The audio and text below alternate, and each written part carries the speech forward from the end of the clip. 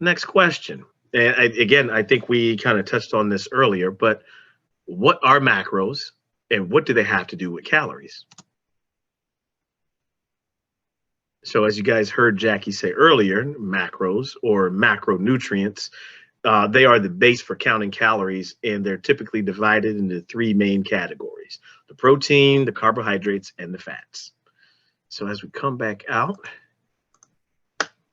so again, I think you really talked about this, right? You talked about your macros, but is there anything you'd like to add when we talk about macros and macronutrients? I do, because they're Sure. still kind of really confusing. I'm Okay. right now in the process of putting it out. It's a book. It's How to Read Nutrition Labels Like a Pro. And one of the chapters, it's an ebook, and one of Yes. the chapters breaks down macronutrients.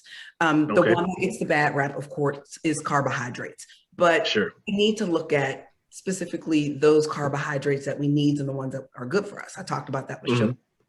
Hmm. Okay. Protein is that confusing one. People don't know how much they need or how much they need to have. And protein is the one Hmm. that kind of helps keep everything else in balance. It keeps us feeling full. It aids us in muscle and growing development, as are your carbohydrates.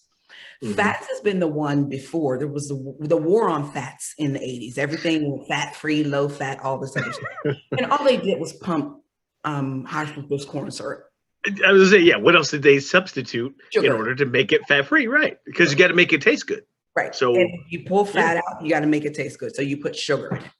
Hmm. But here's the thing. And now people are like, oh, it's the good fats. I actually watched a video of a woman. I guess she was doing like a smoothie video, and she was talking about how she's making a smoothie and losing weight. Hmm. And Hmm. the amount of stuff she put in this smoothie, Hmm. and not trying to be critical, but I'm watching this and Sure. I'm Sure. thinking about the people who don't know, thinking, oh, I'm going to do this. It was the caloric equivalent of a Big Mac. Ooh, wow, With a fact. that's a lot of stuff in the smoothie. There was almond milk, there was Okay. yogurt, like free Oh, pouring, no measuring, almond milk, wow. yogurt, a whole avocado, chia seeds, like A fat, whole avocado, a whole avocado, not just like a not a quarter, a quarter, a slice. Come, whole avocado. wow. And here's Okay. the thing to know about macros. Every macro has a caloric weight, right? Hmm. Proteins are 4 calories per gram. Carbs are 4 calories per gram. Fats are 9 calories per gram. So when you multiply that and you look on the nutrition label, you think, oh, it's only 9 grams of fat. You got to multiply that by 9. And then you Hmm. get the number, and then you divide that by the serving size. And so there's some trickery involved. That label, the FDA is a mess. That label has nothing to do with us. That's just to protect everybody else. No, you're right. You're absolutely right. I've even talked to clients, some of my own clients, about reading labels, and not so much about the macros we're talking about now. But I've taught my clients, hey, if it's a name on the label that you cannot pronounce, Don't eat it. that means it's highly processed. Yes. And you don't. So yeah, it's the less on the label, and if you can pronounce it, take it off the shelf. Then Go go. for it. And Yeah. so people will overdo it in fats. And I think of like road trips. Have you ever gone on a road trip and you stop and you're like, oh my goodness, I'm starving. I'm gonna be healthy. I'm gonna go Hmm. in, I'm gonna get a bag Hmm. of smoked almonds, right? And you get that thing of smoked almonds and you knock that whole sucker back. You That's look four on servings. could have got a Chick-fil-A meal. And I'm being facetious here, but the No, but calories in that, you yeah, literally could have just eaten Chick-fil-A and been better right. off. And And probably tasted better too, and and then would taste have been happier.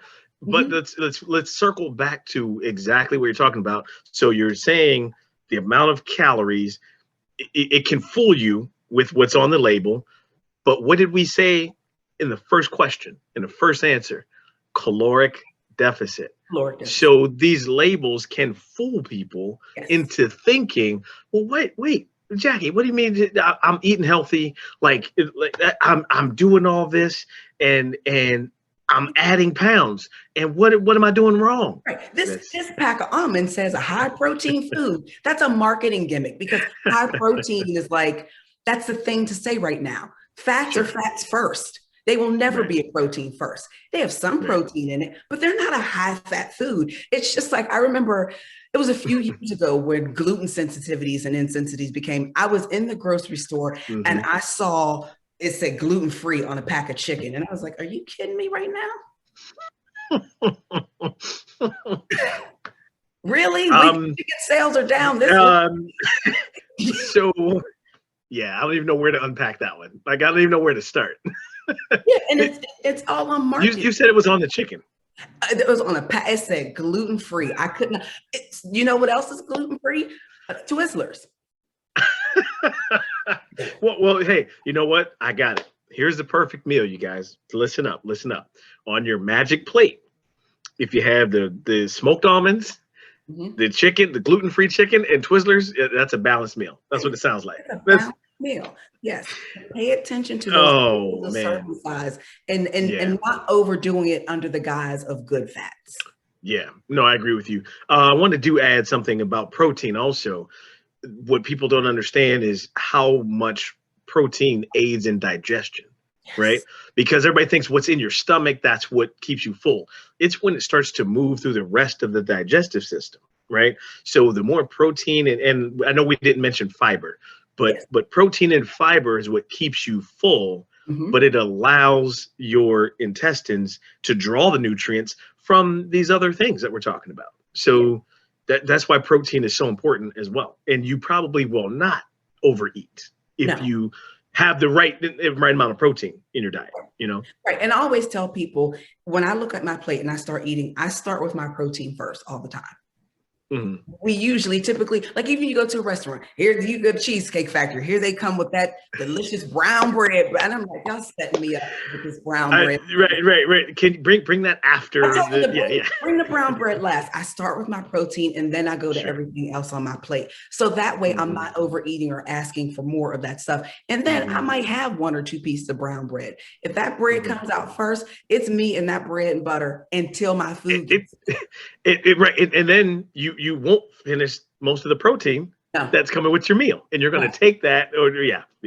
And I'm overloading on carbs and everything else. Another quick question, since we're on here talking about macros, right? Something that I learned in training, and a lot of clients don't believe me until they actually try it. And please correct me if my training was wrong. So sugar cravings, right? A lot of times people are not understanding what the sugar craving is about. From what I've learned and what I understand, it could be you lack protein in your diet, which causes that sugar craving, or you're actually eating too much protein, and that can help cause that sugar craving as well. Yeah. So interestingly, I did a Facebook Live video and it's uploaded to IGTV as well, Jackie Yvonne Nutrition, on this actual very thing today. Okay. That certainly not having enough of that. The other thing too is a lot of the sugar cravings comes in, there's a biological thing working. And then people have 5 and 6 hour gaps between the time that they eat. So you're this, Your body is wired to keep you alive. And when you go 5 to 6 hours, our stomach and brain are very old systems. They don't know the grocery store and the refrigerator and the pantries are there. You go 5, 6 hours. It's like, I always use this analogy. It's like your cell phone, right? If the battery is low, you're on 17%, everything in the background starts to dim. It's shutting down your apps. You can't sit. That's what happens when you go 5 and 6 hours without eating.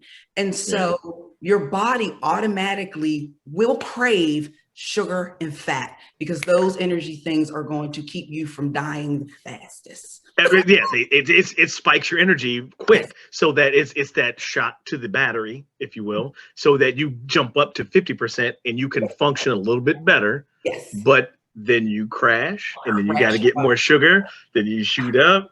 Then we could. You know what? We could have a whole Zoom just on this.